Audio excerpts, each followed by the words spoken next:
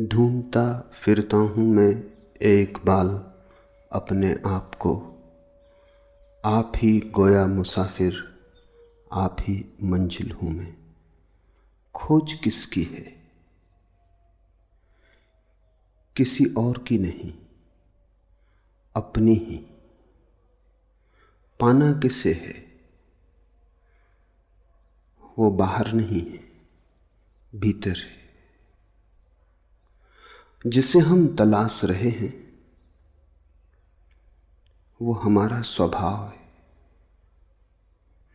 इसलिए यात्रा पद यात्रा नहीं, यात्रा आत्म यात्रा है। यात्रा किसी और तक पहुंचने की नहीं है, यात्रा अपने तक ही पहुंचने की है। जो मिला ही हुआ है उसके प्रति जागना है। संपदा खोजनी नहीं है, सिर्फ आंख खोलनी है। ढूंढता फिरता हूं एक बाल अपने आप को। आप ही गोया मुसाफिर, आप ही मंजिल हूं मैं। यात्री भी तुम ही हो, यात्रा भी तुम ही हो, यात्रा का लक्ष्य और गंतव्य भी तुम ही हो। इसलिए बिना कहीं जाए भी पहुंचना हो सकता है। जहां बैठे हो वहीं बैठे बैठे भी पहुंचना हो सकता है। जरा भी बिना हिले डुले भी पहुंचना हो सकता है। और जो बाहर खोजने गए वो भटक गए। यात्रा पहले कदम से ही गलत हो गई। जिन्होंने सोचा बाहर है, पहले से ही चूक गए। कहीं जाना नहीं, अपने पास आना है। कहीं खोजना नहीं, अपने भीतर जागना है।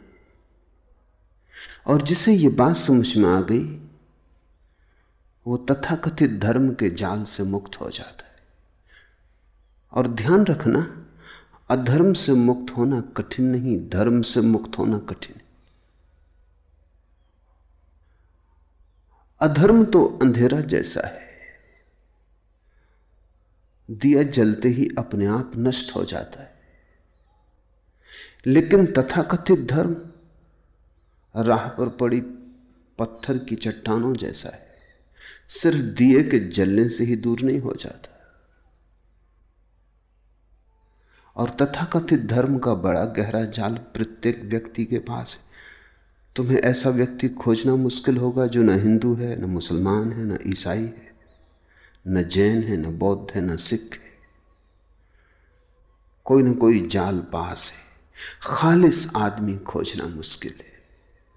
और खालिस आदमी ही स्वयं तक आ सकता है। जिसे तुमने धर्म समझा है वो तुम्हारे बाजार का ही हिस्सा है, और जिसे तुमने मंदिर समझा है वो परमात्मा के नाम की दुकान है। कुछ दिन पहले मैं एक कहानी पढ़ता था। एक गांव में एक महाकंजूस था, यहूदी या कहें मारवाड़ी।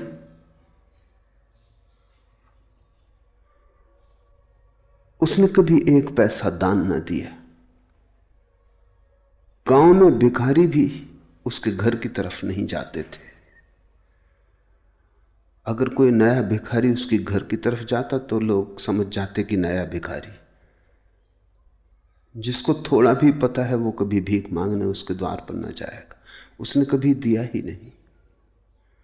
वो भिखारी से भी कुछ छीन सकता था, देना उसकी आदत न थी। लेकिन एक दिन वो गांव के धर्मगुरु के द्वार पर पहुंचा, यहूदी धर्मगुरु।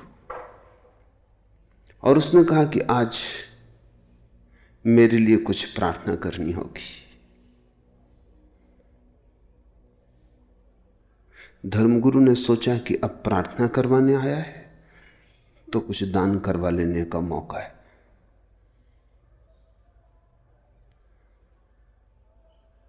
लेकिन यहूदी कंजूस भी सोच विचार के ही आया था। पूछा धर्मगुरु ने क्या प्रार्थना करनी है? उस कंजूस ने कहा कि मेरी पत्नी बीमार पड़ी है, मर जाए, ये प्रार्थना करनी। धर्मगुरु ने कहा दान क्या दोगे? उस कंजूस ने कहा कि जीवन अगर मांगता तब तो दान मांगना उचित भी था। मौत मांग रहा हूं, इसके लिए भी दान देना पड़ेगा। कुछ तो संकोच करो। वो मौत मांगते संकोच नहीं कर रहा है। कुछ तो थोड़ा ख्याल करो, कुछ तो दया करो। धर्मगुरु ने देखा कि इतना आसान नहीं है मामला।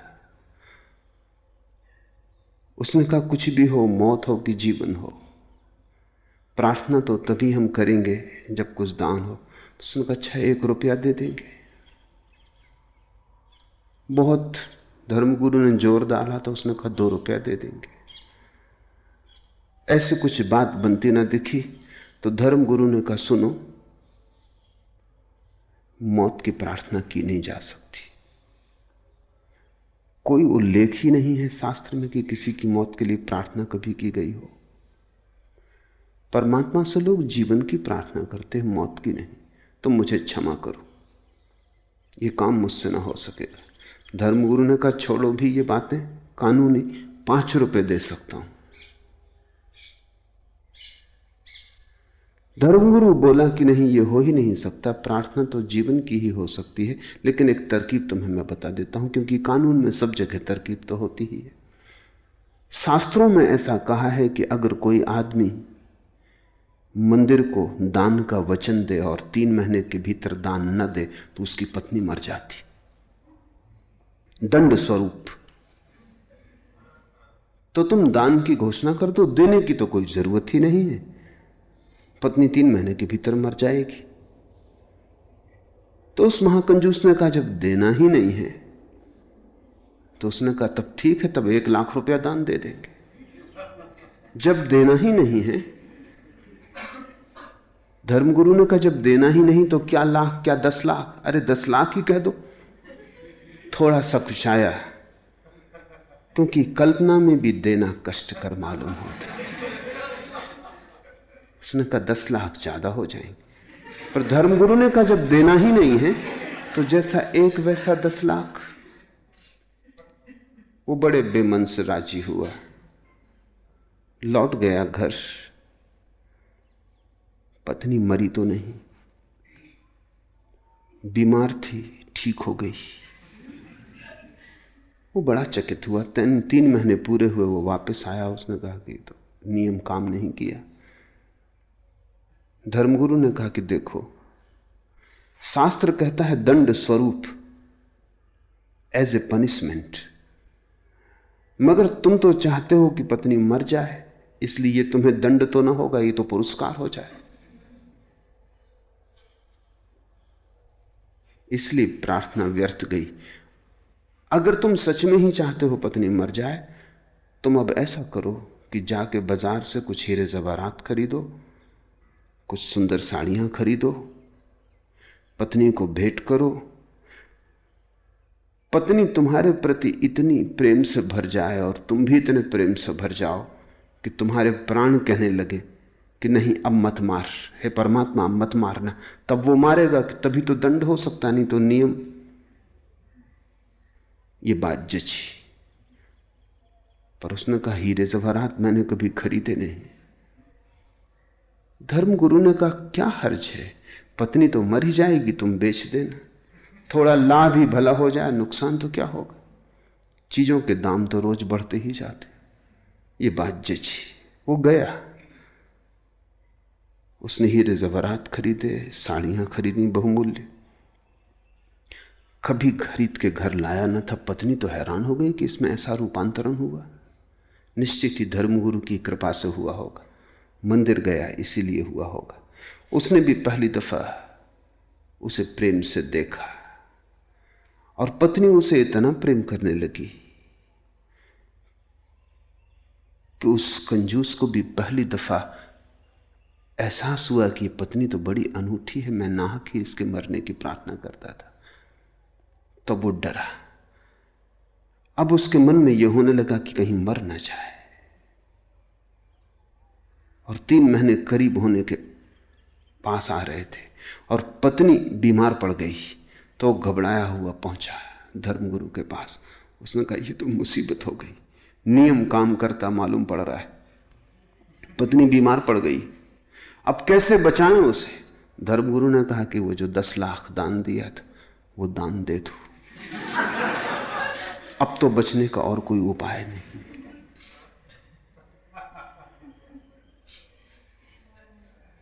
जिनको तुम मंदिर कह रहे हो वो तुम्हारे ही दुकान के आसपास बड़ी दुकानें, वहां भी व्यापार के वही नियम काम कर रहे हैं। धर्मगुरु तुम्हारे तुमसे भिन्न नहीं, हो भी नहीं सकते, नहीं तो तुम्हारे धर्मगुरु कैसे होंगे। तुम्हारे धर्मगुरु होने के लिए तुम्हारे जैसा ही होना जरूरी है। तुम्हारा ही गणित, तुम्हारा ही हिसाब, तुम्हारे ही मन का व्यवसाय, तुम्हारा मंदिर तुम्हारे जैसा है। ध्यान रखना, तुम्हारा मंदिर तुम्हारा है, परमात्मा का नहीं। तुमने ही बनाया है और तुमने जो मूर्ति स्थापित की है वो तुम्हारी ही मूर्ति होगी। परमात्मा की तो मूर्ति का तुम्हें पता भी कहां है। और तुम जिस मूर्ति के सामने झुके हो वो अपनी ही धारणाओं के सामने झुकना है। परमात्मा की कोई मूर्ति बनानी जरूरी नहीं, क्योंकि वो तो तुम में मूर्तिमान हुआ है। तुम्हें कहीं बाहर झुकने का सवाल नहीं, भीतर झुकने की कला आ जाए। ध्यान रखना, किसी के सामने भी झुकने का सवाल नहीं है, बस झुकने की कला आ जाए। झुकना तुम्हारा स्वभाव बन जाए। जिस दिन भी तुम भीतर झुकोगे तुम पाओगे मंदिर के सामने खड़े हो। जिस दिन भी भीतर तुम्हारी अकल टूटेगी, अहंकार गिरेगा, तुम पाओगे ये चिन्ह में मंदिर तो सदा से भीतर था। मैं मृण में मंदिरों में खोजता था, आदमी के बनाए घरों में पुकार रहा था, और जिसे मैं खोज रहा था वो मेरे भीतर सदा मौजूद था। ढूंढता फिरता हूं एक बाल अपने आप को, आप ही गोया मुसाफिर, आप ही मंजिल हूं मैं। तुम ही हो भगवान और तुम ही हो भक्त, तुम ही हो पूजा पुजारी पूज्य। और जब तक तुम्हें यह बात स्मरण ना आ जाए तब तक तुम भटकते ही रहोगे। इसलिए बुद्ध न तो परमात्मा की बात करते हैं न प्रार्थना की बात करते हैं, बुद्ध केवल ध्यान की बात करते हैं। अब प्रमाद में मत लगे रहो, काम रति का गुणगान मत करो। प्रमाद रहित व ध्यान में लगा पुरुष विपुल सुख को प्राप्त होता है। एक एक शब्द समझ लेने जैसा है। प्रमाद में मत लगे रहो। जैसे तुम जी रहे हो वो जीवन प्रमाद का है। प्रमाद का अर्थात मूर्छा का, वो जीवन तंद्रा का है। कभी कभी तुम भी जागते हो तो तुम्हें भी लगता है तुम व्यर्थ ही जी रहे हो। ऐसा आदमी खोजना मुश्किल है जिसे कभी कभी झलक ना आती हो कि मैं क्या व्यर्थ जी रहा हूं। किसी दिन सुबह उठ के ऐसा लगता हो क्या सार है इसमें। रोज उठता हूं, रोज जागता हूं, दौड़ता हूं, बाजार है, दौड़ धूप है, आपाधापी है, कमाना है, सांझ फिर सो जाना है, फिर सुबह उठाना। सुबह होती, शाम होती, उम्र यूं ही तमाम होती, लेकिन किस लिए? क्या प्रयोजन है इस सब का? एक दिन ऐसे ही दौड़ते दौड़ते राह में गिर जाऊंगा, धूल धूल से मिल जाएगी। क्या परिणाम होगा इस सब यात्रा का? और तुम कोई पहले नहीं हो। तुम जिस धूल पर चल रहे हो वो न मालूम कितने लोगों को अपने में समा चुकी। तुम जिसे रास्ता कहते हो वहां कितने लोगों का मरघट नहीं बन गया है। थोड़े गौर से अपनी चारों तरफ देखो तो दिखाई पड़ेगा आग बुझी हुई इधर, टूटी हुई तनाव उधर। क्या खबर इस मुकाम से गुजरे हैं कितने कारवां। जरा गौर से देखो अपने चारों तरफ, आग बुझी हुई इधर, टूटी हुई तनाव उधर। कितने खंडहर पड़े। कहीं आग बुझी पड़ी है, जैसे किसी ने कभी जल्दी थोड़े ही समय पहले रोटी बनाई हो। चीजें टूटी फूटी पड़ी हैं। कोई गुजरा है। क्या खबर इस मुकाम से गुजरे हैं कितने कारवां। कितने लोग, कितने यात्री इस मुकाम से गुजर चुके और खो गए। उनका कोई चिन्ह भी खोजे नहीं मिलता। ऐसे ही तुम भी खो जाओगे। ये बोध सभी को कभी ना कभी पकड़ लेता है, लेकिन तुम इसे झुठला देते हो। तुम अपने को संभाल लेते हो। तुम्हारा संभालने का मतलब क्या है? तुम अपने को संभलने नहीं देते। जब कभी संभलने का क्षण आता है, तुम फिर अपने पुराने ढांचे में लग जाते हो। दौड़ के दुकान पे पहुंच जाते हो, या रेडियो खोल लेते हो, या अखबार पढ़ने लगते हो, या किसी से बातचीत करने में लग जाते हो। घबराहट होती है कि ये क्षण खतरनाक हो सकते, क्योंकि इन्हीं क्षणों में वैराग्य जन्मता है, इन्हीं क्षणों में सन्यास का जन्म होता है। तुम यहां वहां उलझा लेते हो ताकि ये खतरनाक बातें तुम्हें दिखाई ना पड़े। तुम किसी झूठ में तल्लीन हो जाते हो। सत्य अगर जगाने को तुम्हारे पास भी आता है तो तुम करवट ले लेते हो, फिर नई नींद में खो जाते हो। ऐसा आदमी तो खोजना ही मुश्किल है जिसको कभी ना कभी ये दिखाई ना पड़ता हो कि ये सब व्यर्थ है जो मैं कर रहा हूं। लेकिन फिर भी आदमी वही किए चला जाता है जो व्यर्थ दिखाई पड़ता है। प्रकाश के किन्हीं क्षणों में, ज्योतिर्मय चैतन्य की किसी अवस्था में, जब सब व्यर्थ दिखाई पड़ता है, तब फिर तुम कैसे अंधेरे में उतर आते हो बार बार। इसे बुद्ध प्रमाद कहते। प्रमाद का अर्थ है जानते हो, फिर भी जो जानते हो उसके विपरीत जीते हो। जानते हो आग में हाथ डालने से हाथ जलेगा, फिर डालते हो। पुराने घाव भी नहीं मिट पाते हो, फिर हाथ डाल देते हो। निश्चित ही तुम होश में नहीं हो सकते, बेहोश हो, कोई बड़ी गहरी तंद्रा में जी रहे हो। प्रमाद में मत लगे रहो। ये जो कभी कभी प्रकाश के क्षण तुम्हारे जीवन में आते हैं, इनको सहारा दो, सहयोग दो, इनको घना करो, इनको पुकारो, इनकी प्रार्थना करो, इनका स्वागत करो, इनको संभालो अपने भीतर, इनको संजो, क्योंकि इनसे बड़ी कोई संपदा नहीं। और अगर तुम इनके साथ सहयोग करो, स्वागत करो, इन्हें स्वीकार करो, अंगीकार करो, तो ये क्षण बढ़ते जाएंगे। इन क्षणों के बढ़ते जाने का नाम ही ध्यान है। ध्यान का अर्थ है जागा हुआ चित्त। प्रमाद का अर्थ है सोया हुआ चित्त। इसलिए बुद्ध और महावीर ध्यान के लिए अप्रमाद शब्द का प्रयोग करते हैं। प्रमाद में मत लगे रहो, काफी लगे रहे हो। और तुम हजार बहाने खोज लेते हो लगे रहने के। तुम कहते हो अभी अभी बच्चे बड़े हो रहे, तुम कहते हो अभी तो महत्वाकांक्षा के दिन है, थोड़ा और कमा लूं। तुम कहते हो अभी तो जवान हूं, ये धर्म और वैराग्य ये तो बुढ़ापे की बातें। एक युवक को मैंने सन्यास दिया, उसका बूढ़ा बाप आ गया। बूढ़े बाप की उम्र होगी कोई 70-75।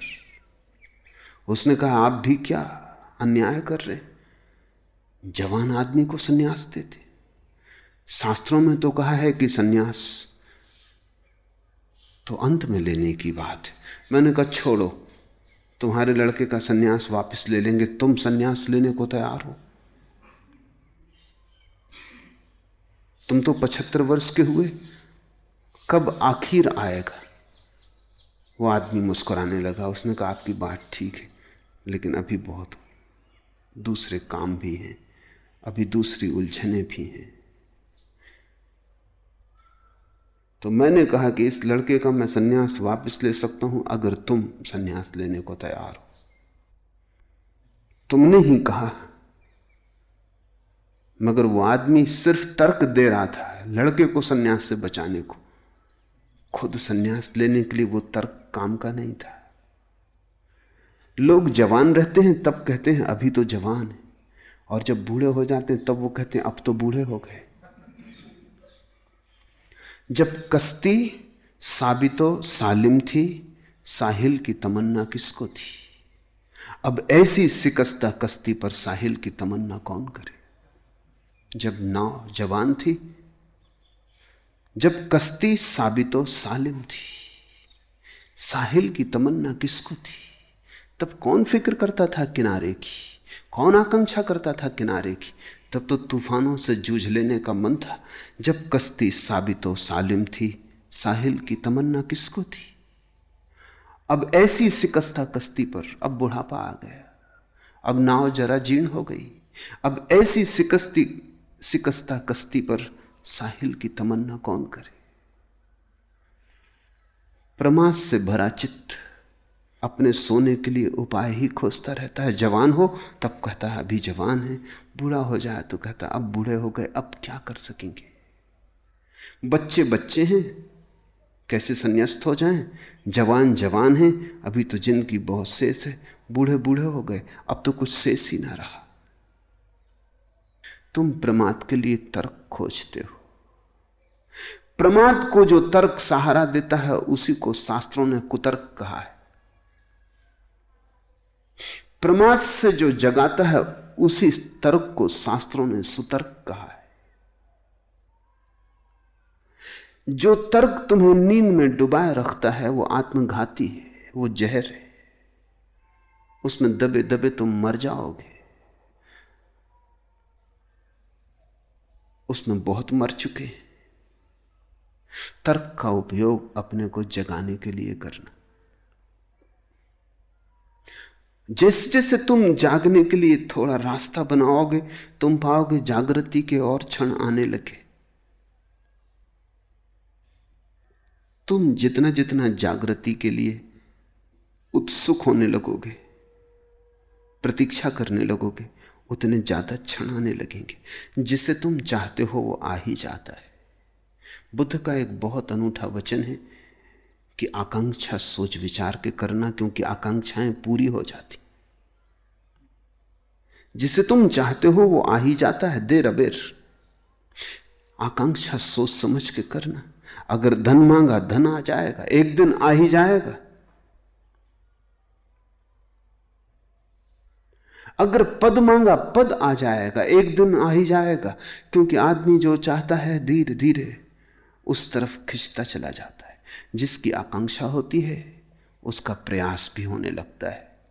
जिसका प्रयास होता है उसकी प्राप्ति भी होने लगती है। सोच के मांगना, क्योंकि जो मांगा है वो मिल जाता है। विचार के मांगना, नहीं तो पछताओगे, नहीं तो रोओगे। क्योंकि इतने दिन मांगने में गए, इतने दिन जो मांगा उसको इकट्ठा करने में गए, अब वो मिल गया और कुछ भी नहीं मिला। कुछ और मांग लिया होता। प्रमाद में मत लगे रहो। पूरी जिंदगी जिसे तुम जिंदगी कहते हो एक गहरी नींद है, जिसमें तुम करते बहुत हो, होता कुछ भी नहीं। चलते बहुत हो, पहुंचते कहीं भी नहीं। जिसमें तुम सिर्फ मरते हो, जीते नहीं। कामरति का मत गुणगान करो, मत गुणगान करो वासना का। क्योंकि जितना तुम गुणगान करते हो अपने ही गुणगान से प्रभावित होते चले जाते हो। आदमी आत्मसम्मोहन में गिरता है। तुमने कभी सोचा, तुम जिस चीज का गुणगान करते हो वही चीज तुम्हारे मन में समाने लगती। गुणगान तुम्हारा ही तुम ही को प्रभावित कर जाता है। बुद्ध और महावीर दोनों ने कहा है काम कथा मत सुनो। लेकिन काम कथा ही लोग देखते हैं, सुनते हैं। फिल्म हो कि रेडियो हो कि किताब हो, कि उपन्यास हो कि कविता हो, लोग काम कथा ही सुनते और पढ़ते हैं, और फिर जब काम वासना जोर से पकड़ती है घबराते हैं। तब कहते हैं ये तो बड़ा मुश्किल है, इससे छुटकारा कैसे हो। उसी को आरोपित करते हैं, उसी को सींचते हैं, उसी को संभालते हैं, और जब संभल जाती है और जब सारे जीवन को जकड़ लेती तो फिर चिल्लाते हैं, चीखते हैं कि इससे छुटकारा कैसे हो। काम वासना वस्तुतः कुछ भी नहीं, सम्मोहन है। और जिस चीज के प्रति भी तुम सम्मोहित होते चले जाओ, सम्मोहित का अर्थ है जिसका भी तुम सुझाव अपने को देते चले जाओ, वही चीज रसपूर्ण हो जाती। रस आदमी स्वयं डालता है, रस वस्तुओं में नहीं, तुम डालते हो। इसलिए प्रत्येक संस्कृति, प्रत्येक सभ्यता अलग अलग तरह की चीजों में उत्सुक हो जाती, पर जिसमें उत्सुक हो जाती उसी में सौंदर्य और काम वासना का जन्म हो जाता है। हजारों संस्कृतियां जमीन पर रही, उन्होंने अलग अलग चीजों में सौंदर्य देख लिया है। जिसमें सौंदर्य देखना चाहा वहीं दिखाई पड़ गया है। बुद्ध कहते हैं कामरति का मत गुणगान करो, रुको, सोचो, क्योंकि जिस चीज का भी तुम गुणगान करोगे तुम उस तरफ अनजाने आकर्षित होते चले जाओगे। आदमी अपनी ही बातों से प्रभावित हो जाता है। तुमने कभी देखा रास्ते में अंधेरे में किसी गले कूचे से गुजरते हो, अकेले हो, डरते हो, गीत गुनगुनाने लगते हो या सीटी बजाने लगते हो? क्या फायदा सीटी बजाने से? तुम्हारी सीटी है, कोई इससे कुछ सार तो ना हो जाएगा। लेकिन अपनी ही सीटी की आवाज सुन के हिम्मत बढ़ जाती, जैसे कि अकेले नहीं हो। गाना गुनगुनाने लगते हो, अपने ही गाने की गर्मी शरीर में आ जाती, लगता है जैसे अकेले नहीं हो।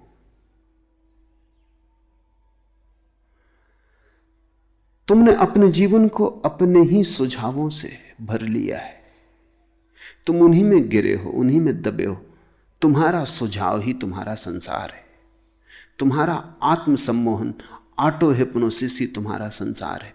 और जब बुद्ध या शंकर कहते हैं संसार माया है, तो तुम ये मत समझना कि इन वृक्षों चांतारों के संबंध में कह रहे हैं।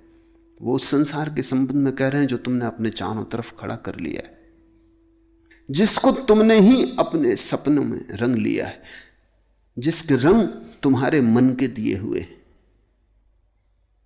ये संसार तो बड़ा सत्य है, लेकिन इस संसार का तो तुम्हें पता ही नहीं है। तुम्हें तो वही दिखाई पड़ता है जो तुम देखना चाहते हो, तुम्हें तो वही दिखाई पड़ता है जिसकी तुम कामना करते हो। पूरी मनुष्य जाति कामरति के गुणगान में पागल हुई जा रही। तुम्हारे कवि 100 में से 99% काम वासना का गुणगान करते, तुम्हारे उपन्यासकार काम वासना के शास्त्र लिखते, तुम्हारे फिल्म निर्माता काम वासना की फिल्में बनाते। हर चीज काम वासना के आसपास घूम रही। अगर कार भी बेचनी हो तो एक नग्न स्त्री को या सुंदर स्त्री को उसके पास खड़ा करना पड़ता। कार नहीं बिकती, सुंदर स्त्री बिकती। कुछ भी बेचना हो, दंत मंजन बेचना हो कि टूथपेस्ट बेचना हो, तो एक स्त्री के हंसते हुए दांत दिखाई पड़ने चाहिए, वो दांत बिकते। कुछ भी, छोटी सी चीज से लेकर बड़ी चीज तक, सारे बाजार में काम वासना बिकती।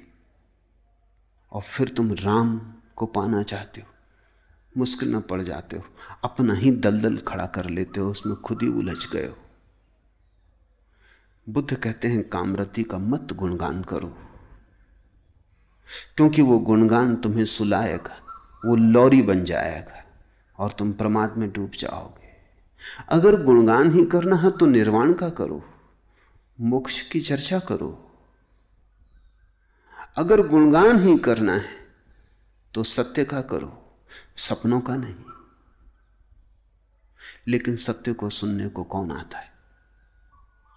सत्य का गुणगान सुनने की किसको इच्छा है? सत्य की बात ही सुन के कड़वी लगती, क्योंकि सत्य तुम्हारे सपनों को तोड़ता है। सत्य दुश्मन जैसा मालूम पड़ता है।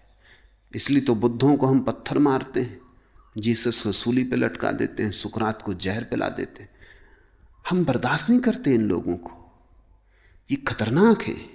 हम मजे से सो रहे हैं और गहरी नींद ले रहे हैं और बड़े मधुर सपनों में डूबे, और ये नासमझ आके जगाने लगते कि जागो, सुबह हो गई। जैसे सर्दी की रात, अगर तुमने किसी को कहा है सुबह उठा देना, हालांकि तुमने ही कहा है, लेकिन सुबह जब वो तुम्हें उठाता है तो मन में नाराजगी आती कि ये दुष्ट आ गया, कहा तुम्ही ने था। तो जब साधारण सर्दी की रात में सुबह उठने में ऐसी कठिनाई हो जाती, लोग अलार्म घड़ी को उठा के पटक देते। अलार्म घड़ी का क्या कसूर है? तुम्ही ने भरा था अलार्म, तुम्ही ने बिस्तर के पास रखी थी। तो तुम सोचो, जब जन्मों जन्मों के जीवन की तंद्रा के बाद कोई बुद्ध पुरुष से तुम्हारा सौभाग्य से मिलना हो जाता, तो तुम्हें दुर्भाग्य ही मालूम पड़ता है कि ये कहां की मुसीबत हो गई। चुपचाप मजे से सपना लिए जा रहे थे, एक करवट और लेते, थोड़ा और सो लेते। ध्यान रखो, अगर तुम बुद्ध पुरुषों की वाणी भी सुनते रहो तो भी धीरे धीरे तुम पाओगे तुम्हारे आसपास जो झूठ का एक जाल था वो खिसकना शुरू हो गया। सत्य की एक किरण भी गहन से गहन अंधेरे को तोड़ने में समर्थ है। छोटी सी किरण, जन्मों का अंधेरा भी टूट जाता है। प्रमाद में मत लगे रहो, कामरति का मत गुणगान करो। प्रमाद रहित व ध्यान में लगा पुरुष विपुल सुख को प्राप्त होता है। एक ही सुख है और वो सुख है स्वयं में रमण। एक ही सुख है, वो सुख दूसरे में रमण का नहीं है। काम वासना का सार है दूसरे में सुख की आशा। ध्यान का सार है स्वयं में सुख की खोज। बस ये दो ही यात्राएं हैं, या तो दूसरे को खोजो या अपने को। जिसने दूसरे को खोजा वो अपने को न खोज पाया, जिसने अपने को खोजा उसे दूसरे की खोज की जरूरत ही ना रही। जिसने अपने को पा लिया उसने सब पा लिया। एक सूफी फकीर हुआ बहाउद्दीन, उसकी बड़ी ख्याति थी, उसके शब्द बड़े गहरे थे, उसका व्यक्तित्व बड़ा अनूठा था। दूर दूर से लोग यात्रा करके उसके पास आते,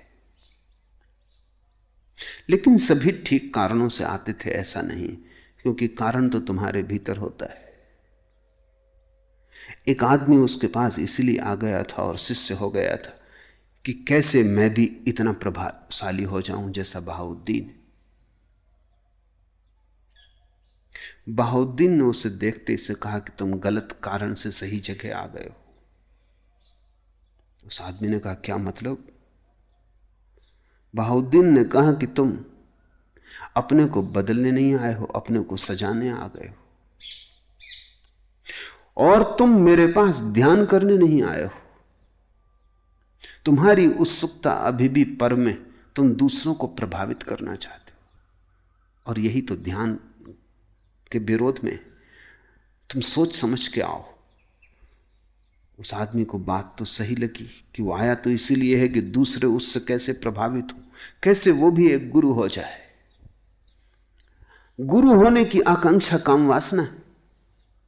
बहाउद्दीन ने कहा क्योंकि उसकी नजर, तुम्हारी नजर इस पे है कि दूसरे मुझे कैसे माने, कैसे पूजे। ध्यानी इस बात की चिंता करता है कि कैसे मैं स्वयं हो जाऊं। कोई पूजेगा नहीं पूजेगा ये उसके विचार में भी नहीं आता।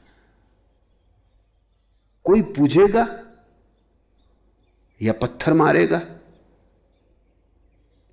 ये दूसरे समझे। ध्यानी अपने में डूबता है। उसको बात तो लगी, अब उसको बहाउद्दीन के सामने आना भी मुश्किल हो गया, तो वो छिप के आने लगा।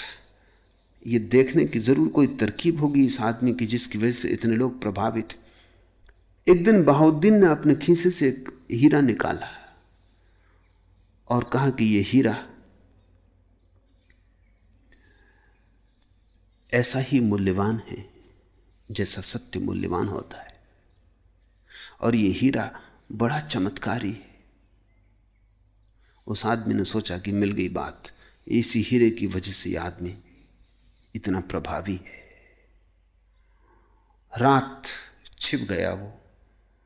जब सब सो गए, वो अंदर गया, खीसे में बहाउद्दीन का हीरा निकाल के भाग खड़ा हुआ। लेकिन हीरा लेके उसने बड़ी कोशिश की, कोई प्रभावित ना हो, हाथ में रख के बैठा रहे, कोई पूजा ना करे। वो बड़ा परेशान हुआ कि मामला क्या है, हीरा तो वही है। ऐसे वर्ष बीत गए। एक दिन बहाउद्दीन उसके द्वार पर आया और उसने कहा कि अब बहुत हो गया। वो हीरा वापस लौटा।